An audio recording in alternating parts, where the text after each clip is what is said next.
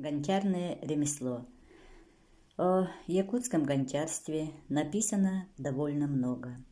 Первыми исследователями гончарного производства в Якутии являются Левадин, Серошевский, Йохальсон, Лауфер, Герцог, Маак. Исследование керамики позволяет изучать уровень и характер развития общества, истории и традиции родного народа Саха. Раньше якуты делали горшки большего размера, и их наблюдали Йохальсон, 1884 год. Сырьем для изготовления горшков служит распространенная на территории Якутии огнеупорная глина. Сырой, слишком жирной глине сложно придать форму, поэтому при изготовлении кюс-игит, глиняной горшок, сначала черепки старых горшков превращали в порошок молотком из корня березы чокотчо. Затем накаливали в огне до красна и бросали в воду. Тогда из нее выжигалось жир, накопившийся во время службы горшка. При охлаждении они становились хрупче и легко образовались в порошок. На 3 части глины добавляли 1 часть порошка из черепков. Смешивали с глиной, смачивали слегка водой, били и мяли это тесто. Им неизвестен гончарный круг, вместо которого для придания изделию формы они используют круглый или полукруглый камень и дощечку для лепки.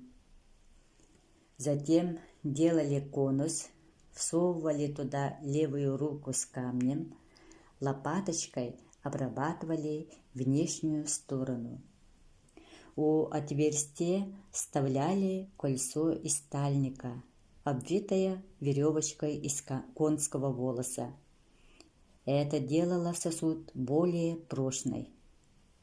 Обжиг велась в камельках на слабом огне до темно-красного цвета, после чего для придания прочности обливались молоком или соротом.